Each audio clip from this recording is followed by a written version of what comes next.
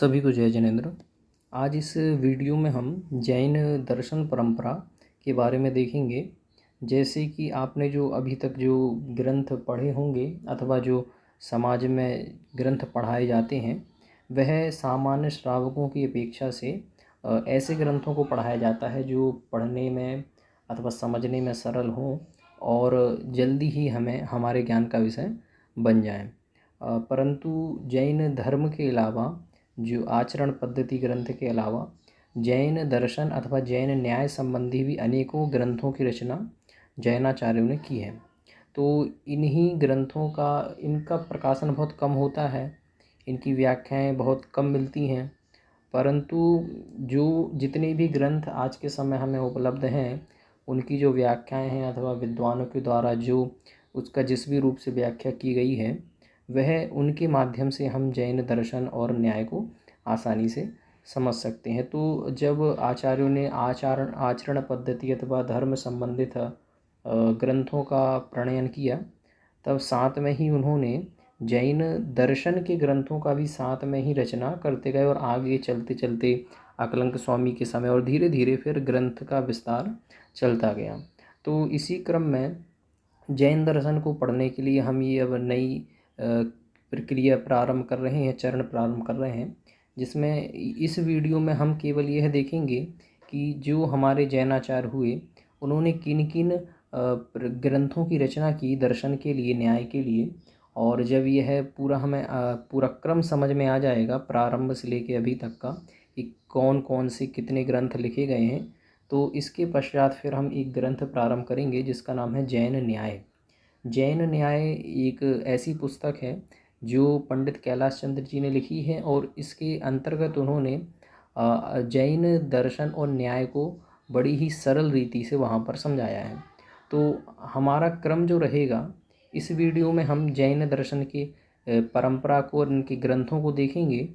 इसके पश्चात अगली जो वीडियो आएगी वह फिर ग्रंथ पे आएगी। तो जैन न्याय नामक जो पंडित कैलाश चंद्र जी की पुस्तक है, उसको लेकर के हम पूरा उसका अध्ययन करेंगे।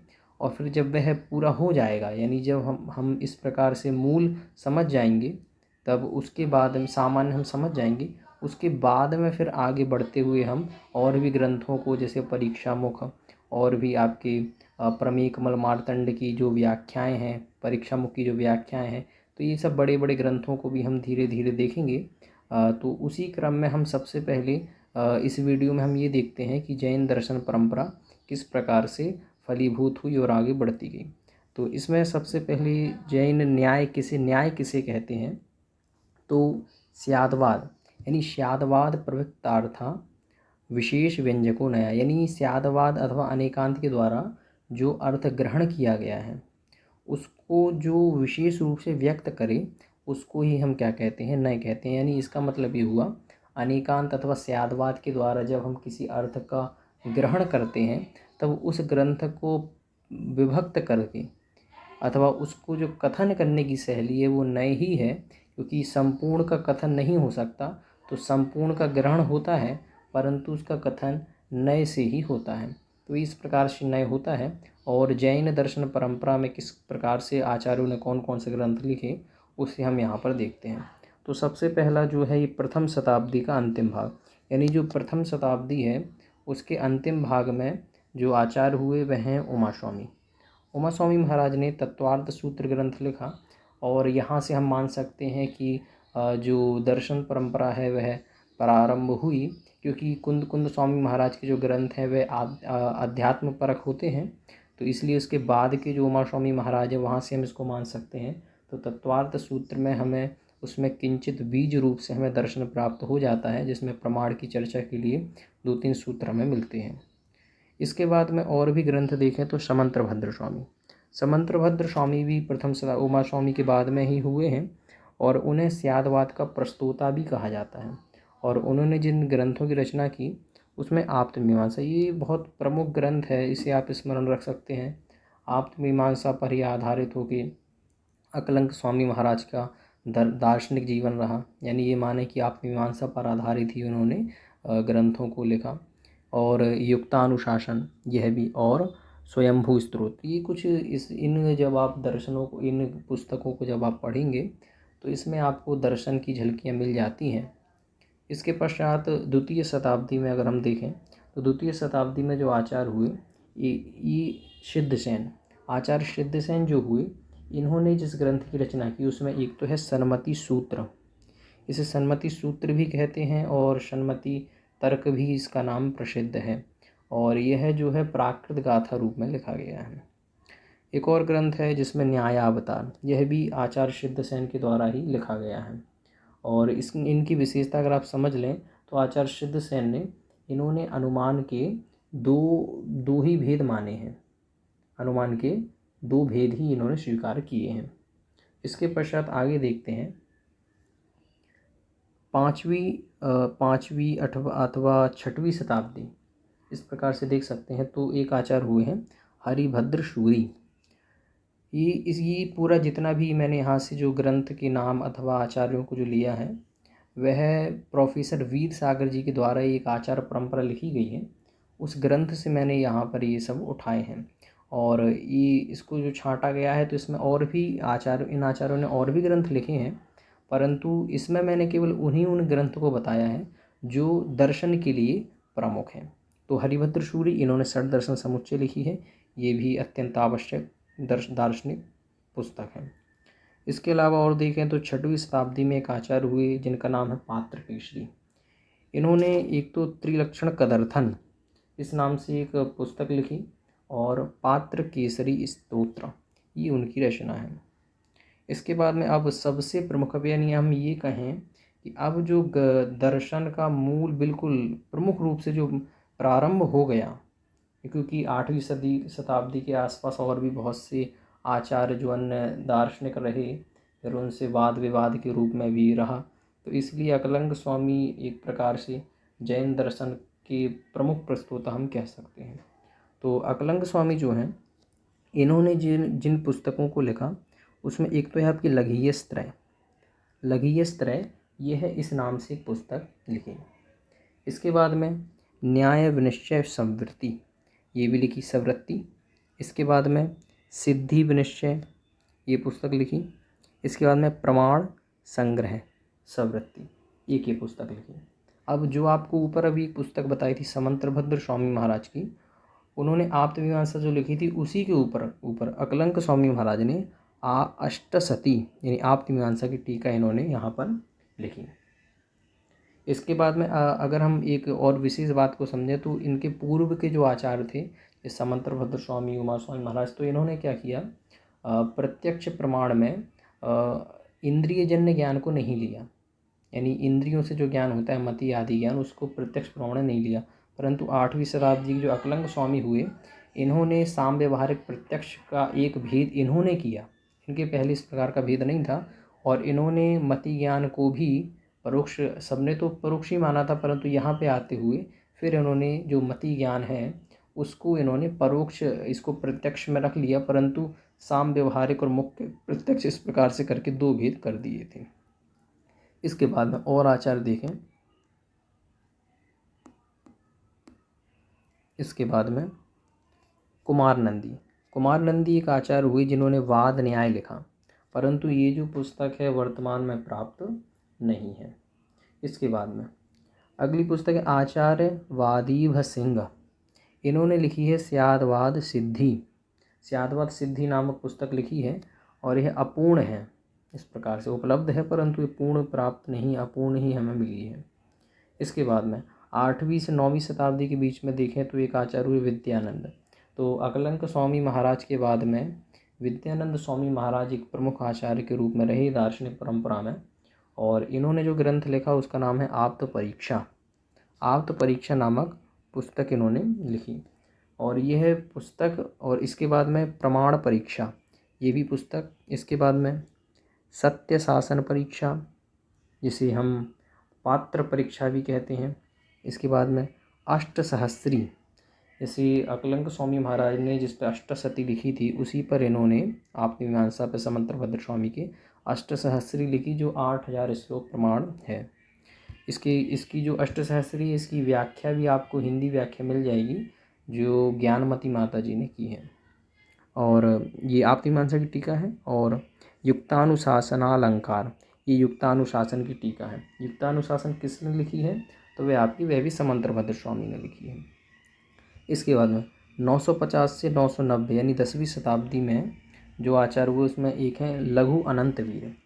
ये लघु अनंत वीर जो हैं इन्होंने एक पुस्तक लिखी जिसका नाम है सिद्धि विनिश्चय टीका। ये सिद्धि विनिश्चय की टीका है। और सिद्धि विनिश्चय ग्रंथ किसने लिखा? तो सिद्धि विनिश्चय अकलंग स्वामी ने लिखा, तो उसकी इन्होंने टीका की है। इसके बाद में प्रमाण संग्रह भाष्य, इस प्रकार से प्रमाण संग्रह सवृत्ति जो अकलंग स्वामी ने लिखी थी उसकी ही इन्होंने व्याख्या लिखी, प्रमाण संग्रह भाष्य। इसके बाद में अगले आचार्य देखें तो अनंत कीर्ति है ना। अनंत कीर्ति जो है इन्होंने सर्वज्ञ सिद्धि बृहत और सर्वज्ञ सिद्धि लघु, इस प्रकार से 2 पुस्तकें लिखी। इसके बाद में आचार्य देवसेन। आचार्य देवसेन जो हैं इन्होंने एक पुस्तक लिखी दर्शन सार, एक लिखी आलाप पद्धति। आलाप पद्धति बड़ी प्रसिद्ध भी है न्याय की परंपरा में। और इसके बाद में लघु नय चक्र ये किताब। इसके बाद में और हम प्रमुख आचार्य देखें तो जो एक प्रकार से हम कह सकते हैं दर्शन का बिल्कुल सरल रूप से समझाने के लिए जो सूत्र पद्धति में जो लिखा गया संस्कृत में, वह लिखा माणिक्य नंदी ने। तो ये बहुत प्रमुख आचार्य होते हैं और इन्होंने जो ग्रंथ लिखा वो लिखा परीक्षा मुख। और ये मानिए कि इस ग्रंथ को आधारित होकर ही आगे चल के प्रमेय कमल मार्तंड है ना, प्रमेय रत्नमाला, इस प्रकार से ग्रंथों की रचना की गई। तो ये कुछ आचार्य जो बहुत ज़्यादा ही प्रमुख हैं, जैसे समंतरभद्र स्वामी महाराज, अकलंक स्वामी महाराज, विद्यानंद स्वामी और आपके माणिक्य नंदी परीक्षा मुख लिखने वाले। तो और ये परीक्षा मुख ऐसी पुस्तक है जो बच्चे 11वीं 12वीं में पढ़ते हैं उनके लिए ये पुस्तक लगाई जाती है, क्योंकि सबसे सरल है दर्शन को समझने के लिए। तो जब हम जैन न्याय से जैन दर्शन को समझ लेंगे उसके बाद में फिर हम जाके माणिक्य नंदी जी की परीक्षा मुख प्रारंभ करेंगे। इसके बाद में 1025 यानी 11वीं शताब्दी में एक आचार्य हुए वादिराज सूरी। वादिराज सूरी जो हैं इन्होंने जो पुस्तक लिखी उसका प्रमाण निर्णय नाम की इन्होंने पुस्तक लिखी। और इन्होंने प्रमाण के मात्र 2 ही भेद माने। 2 भेद इन्होंने किस प्रकार की? प्रत्यक्ष परोक्ष रूप से नहीं, एक तो आपका प्रत्यक्ष और दूसरा अनुमान, इस प्रकार से 2 भेद उन्होंने माने हैं। इसके अलावा न्याय विनिश्चय विवरण, ये भी पुस्तक इन्होंने लिखी जो अकलंक स्वामी महाराज की टीका है। इसके बाद में आगे प्रभात चंद्र जो आचार्य रहे इन्होंने जो पुस्तक लिखी प्रमेय कमल मार्तंड लिखी, जो माणिक्य नंदी जी की परीक्षा मुख की टीका है। इसके बाद में न्याय कुमुद चंद्र नाम की भी इन्होंने पुस्तक लिखी, जो है आपकी लघीय त्रय की व्याख्या है। लघीय त्रय किसने लिखा है? तो वह भी आपका अकलंक स्वामी जी ने लिखा है। इसके बाद में आगे देखते हैं। इसके बाद है वसुनंदी सैद्धांतिक, इन्होंने आप्तमीमांसा वृत्ति नामक पुस्तक लिखी है। और हेमचंद्र सूरी ये श्वेतांबर हैं और इन्होंने प्रमाण मीमांसा लिखी है जो अपूर्ण है। और आप्त निश्चयालंकार की ये क्या है? ये आपकी इस प्रकार से आप्त निश्चयालंकार की टीका है।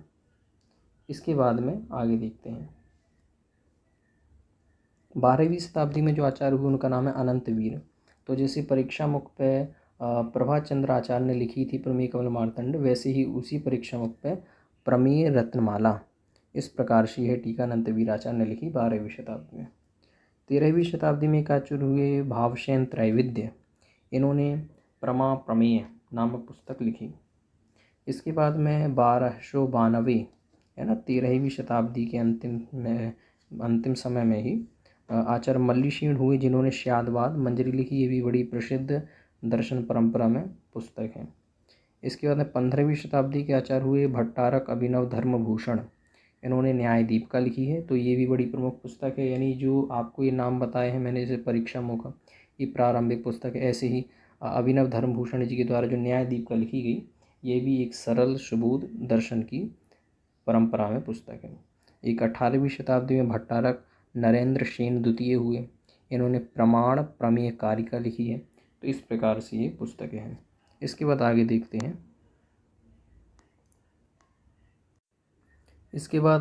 हैं। चारु कीर्ति, आचार्य चारु कीर्ति जो हुए इन्होंने प्रमेय रत्नालंकार लिखी है जो परीक्षा मुख की ही टीका है। इसके बाद में एक आचार्य यशोविजय हुए, ये मानिए कि ये दर्शन परंपरा के ये अंतिम आचार्य हैं, ये भी 18वीं शताब्दी में हुए हैं और ये मानिए कि दर्शन परंपरा के अंतिम प्राकांड विद्वान हैं। इसके बाद इन्होंने जो पुस्तक लिखी वो लिखी इन्होंने, ये श्वेतांबर आचार्य हैं, इन्होंने जैन तर्क भाषा और अष्टशास्त्री पर इन्होंने विवरण लिखा। इसके बाद में एक आचार्य हुए विमल दास, ये भी 18वीं शताब्दी के हैं और इन्होंने जो पुस्तक लिखी सप्तभंगी तरंगिणी, इस नाम से इनकी पुस्तक है दर्शन में। एक हुए 13वीं शताब्दी में, ये थोड़ा क्रम आगे पीछे हुआ ये वाला यहाँ से, तो ये रत्न प्रभसूरी 13वीं शताब्दी के हैं और इन्होंने जो पुस्तक लिखी है वह है स्यादवाद रत्नाकर वार्तिक, स्यादवाद रत्नाकर वार्तिक होना चाहिए, जो भी है इसमें स्पष्ट नहीं दिख रहा है, तो इस प्रकार से ये पुस्तक है।